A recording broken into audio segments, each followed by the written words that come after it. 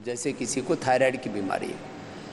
यद्यपि थायराइड के रोग में सर्वांगासन हलासन लाभ करता है, मत्स्यासन भी लाभ करता है, जिससे गले विशुद्धि चक्र का विशेष अभ्यास होगा, उससे लाभ होगा। जैसे चलो आपको करवा देते हैं। पद्मासन में बैठो, पीछे झुक गए, मत्स्यासन हो गया। सिर को ऐसे पीछे मोड़ के रखा गर्दन को और हाथ की कोहनियां जमीन पर, अंगूठे को ऐसे पहली अंगुली और अंगूठी से पकड़।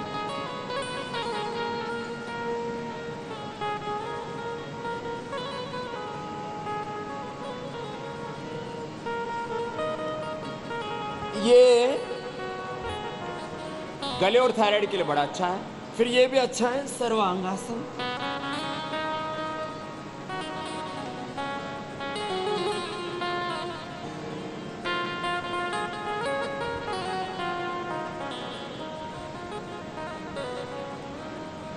हलासन भी गले और थायराइड के लिए बहुत अच्छा है।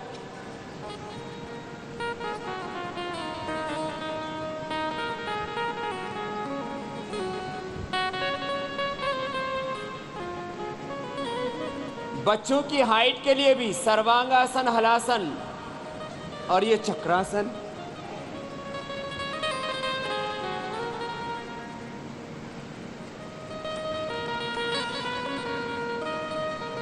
एक एक आसन को 5-10 सेकंड से प्रारंभ करके आधा मिनट, 1 मिनट और विशेष लाभ के लिए कितनी देर?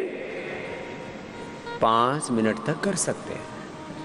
सर्वांगासन, हलासन, चक्रासन, पश्चिमोत्तानासन और ताड़ासन ये बच्चों की हाइट बढ़ाने के लिए भी अच्छे होते हैं। थायराइड के लिए सर्वांगासन, हलासन और मत्स्यासन अभी आपको बताया। उसके लिए सिंहासन, फिर ग्रीवासन चालन, कपालभाति और उज्जाई। कपालभाति, उज्जाई और ग्रीवासन करने मात्र से भी थायराइड अच्छा हो जाता है। दोनों हाथों को पार्श्व भागों से ऊपर उठाइए,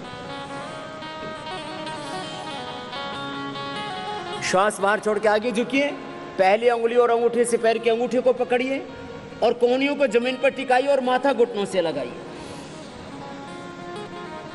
ऐसे धीरे धीरे आगे झुक करके माथा घुटनों से लगाना, जिससे जितना बन पाए उतना करना। बच्चे तो आराम से कर लेंगे, बड़ी उम्र में थोड़ी असुविधा होगी।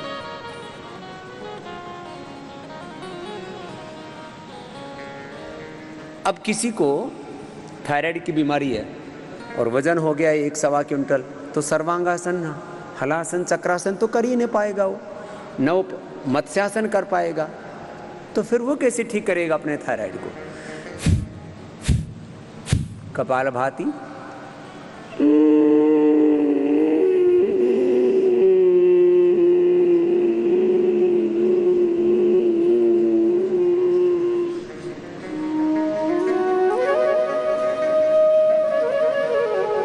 ऐसे फिर 10-15 सेकंड रोक के रखना और बाएं से बात छोड़िए।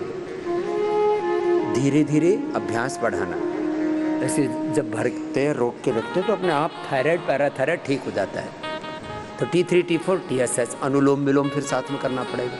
कपालभाति से थायराइड, पैराथायराइड, अनुलोम विलोम से पिट्यूटरी ग्लैंड। तो कपालभाति और उज्जाई से थायराइड, पैराथायराइड, T3, T4 फिर TSH। ये 3 का बैलेंस हो गया। और इसके लिए मूल रूप से जिम्मेदार हैं पिट्यूटरी, पीनियल ग्लैंड और थायराइड ग्लैंड, थायराइड, पैराथायराइड और पिट्यूटरी ग्लैंड। इन तीनों को ठीक करने के लिए कपालभाति, अनुलोम विलोम, उज्जाई, ये 3 तो प्राणायाम। चौथा ये ग्रीवा संचालन, गले को टाइट करके ऐसे 5-10 बार ऐसे घुमाना। फिर सिंहासन,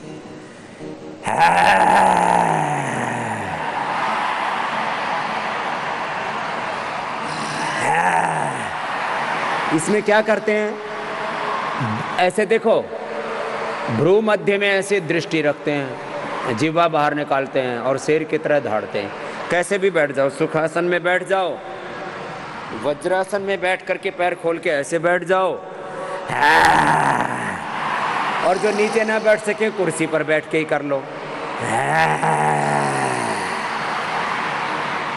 रुक जाओ, फिर गले की मसाज करो। अब गले और थायराइड के लिए बता रहे थे।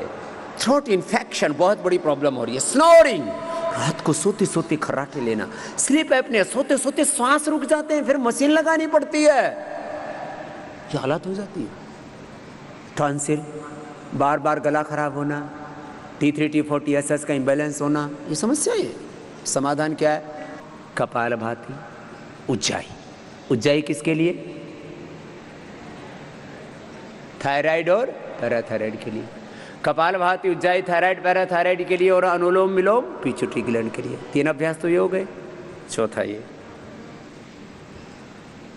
और 5वां ये तो सब कर सकते हैं ना। तो अब जिनको, छोटे बच्चों को भी थायराइड की प्रॉब्लम होने लगी आजकल। माता पिता को थायराइड है, बच्चे को 10-15 साल में थायराइड हो रहा है, और बच्चे बहुत मोटे मोटे होते जा रहे हैं। तो बच्चों को सर्वांगासन भी करा सकते हैं, हलासन भी करा सकते हैं, चक्रासन भी करा सकते हैं, मत्स्यासन भी करा सकते हैं।